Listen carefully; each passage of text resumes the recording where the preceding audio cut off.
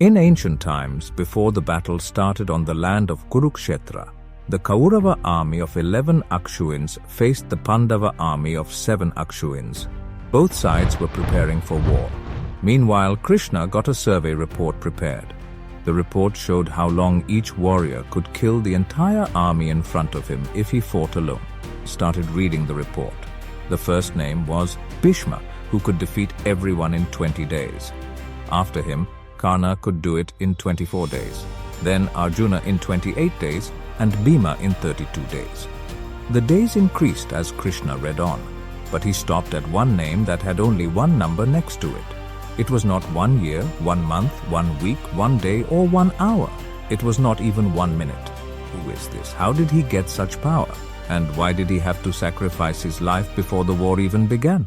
Let's find out. Hello everyone, and welcome to India On, the channel where we explore the fascinating stories of ancient India. Today, we are going to tell you the story of Barbarika, the warrior who could end the war of Kurukshetra in just 50 seconds.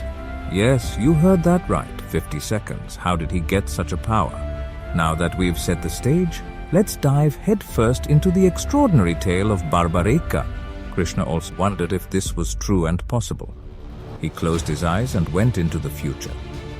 He saw the Kaurava army falling down one by one. Not a single one was left at the end. They all died in just 50 seconds and blood flowed on the ground. None of the Pandavas had a minor injury. The entire Kaurava army was destroyed. Krishna came back to the present, surprised, and opened his eyes. He did not understand what had happened and how the entire army of 11 Akshuyins was brutally killed in just 50 seconds. He closed his eyes again and saw exactly what happened. He went to the future and watched in ultra-slow motion. On one side was the Kaurava army and on the other side was the Pandava army. An arrow from the Pandava army shot very fast towards the Kaurava army. It hit Dushasana's waist and cut him in 2 pieces. The same arrow came out of Karna's head and split Bhishma's legs and prevented him from getting up. Seeing Duryodhana running away in fear, the arrow hit his back and came out of his chest. His heart also came out along with the arrow. Krishna was shocked and started sweating. He opened his eyes and said to the soldiers, "Bring this person immediately." Lord Krishna was very curious to know the warrior who could kill the entire army of Kauravas with a single arrow. Meanwhile, a soldier informed Lord Krishna that the warrior was arriving. Lord Krishna came out of the barracks eagerly to see him. Right in front of him, a well-built warrior was sitting on a blue-colored horse. He was holding a bow with 3 arrows in a quiver on his back and a sword around his waist. With a perfectly chiseled body, as if he were the standard example of a warrior, he got down from the horse, walked towards Lord Krishna and touched his feet. He said, "Lord Krishna, I feel very excited to see you. My mother is your ardent devotee. She has immense devotion to you." Lord Krishna asked the warrior, "What is her name?" He replied, "Maurvi." Lord Krishna asked, "Are you Maurvi's son?" He replied, "Yes, Lord Krishna. I belong to the Pandavas clan. I am Barbarika, son of Ghatotkacha, son of Bhima. You have asked me if I am Maurvi's son. Why? Do you know her?" Lord Krishna said yes and tried to recollect his memory. There was an asura named Muru who happened to be Narakasura's best friend. Lord Krishna killed him as punishment for his atrocities. Maurvi was the younger sister of Muru. She waged a war against Lord Krishna for killing her brother. She fought for 3 consecutive days. Lord Krishna was surprised by her strength. He decided to kill her with his Sudarshan chakra and was about to release it when goddess Kamakshi appeared and stopped him. She told him, "She is my devotee.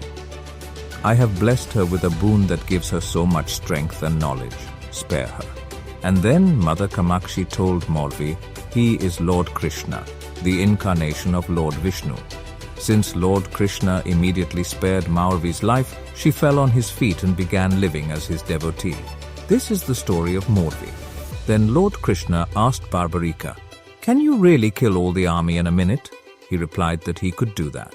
Lord Krishna asked, "Explain to me how you can do that."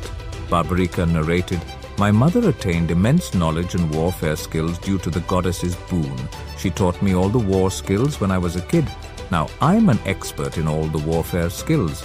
Moreover, Lord Shiva has given me these 3 arrows as a boon, as he was impressed by my devotion. I can defeat any number of people with these 3 arrows. If I place 3 arrows in the bow and sit there in the meditating posture, the first arrow will mark everyone in the war. The second arrow will mark only our allies in the war. The third arrow will slay everyone except our allies within a minute. Then Lord Krishna told him, I want to witness your power. Look, use your arrows and tear all the leaves of the peepal tree into 2 pieces. Barbarika agreed to that. He then placed the 3 arrows in his bow and sat in a meditative posture. The first arrow marked all the leaves of that peepal tree.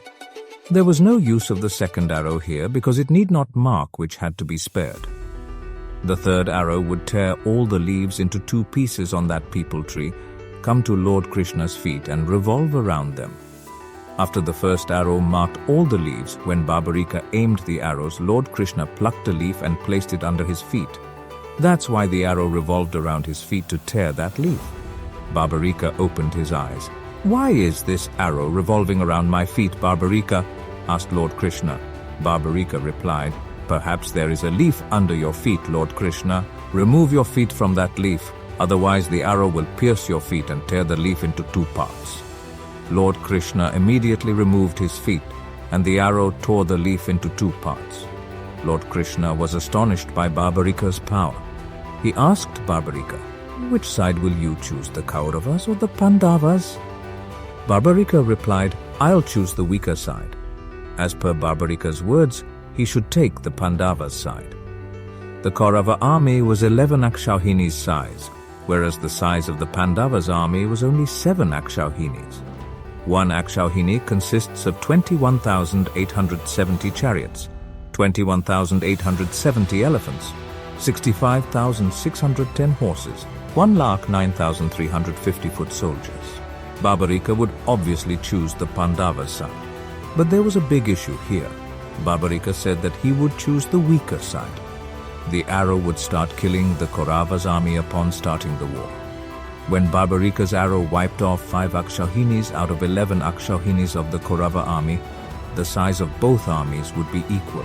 The arrow would now turn against the Pandavas and start killing them. It would kill all the Akshauhinis on either side, and no one would be left on the battlefield after a minute. Everyone had to die along with Lord Krishna. Only Barbarika would be left alive. Lord Krishna, who realized this, wanted to change this fate, so he asked Barbarika, Do you have devotion for me like your mother? Barbarika replied, My mother is my everything. She is your devotee. That automatically makes me your devotee. Lord Krishna asked, Well then, will you grant me a boon? Barbarika replied, Sure, Lord Krishna. I have the immense power to get anything from all the realms and fulfill your wish. Lord Krishna asked, Then I need a warrior's head before the war begins. Will you get it for me? Barbarika replied, Whose head do you want, Lord Krishna? Lord Krishna asked him to wait there for a moment. He went inside the barracks and returned with a mirror. Lord Krishna showed Barbarika the mirror where he saw his reflection. Lord Krishna asked, I want the head of this warrior. Barbarika understood that Lord Krishna wanted him to sacrifice himself for the sake of Dharma. He agreed without hesitation, but he had one last wish. He wanted to see the war of Kurukshetra with his own eyes. Lord Krishna granted him this wish and said that his head would remain alive until the end of the war. He would place it on top of a mountain from where he could watch everything. Barbarika then took out his sword and cut off his own head. He gave it to Lord Krishna, who placed it on a mountain near the battlefield. In this way, Barbarika gave up his life before the war began, but he witnessed it with his eyes until it ended. This is the story of Barbarika, the warrior who could end the war of Kurukshetra in just 50 seconds. What do you think of this story? Do you admire Barbarika's power or his devotion? Do you think Lord Krishna was right or wrong in asking for his head? Let us know your thoughts in the comments below. If you liked this video, please give it a thumbs up and subscribe to our channel for more mythology stories. Thank you for watching and see you next time.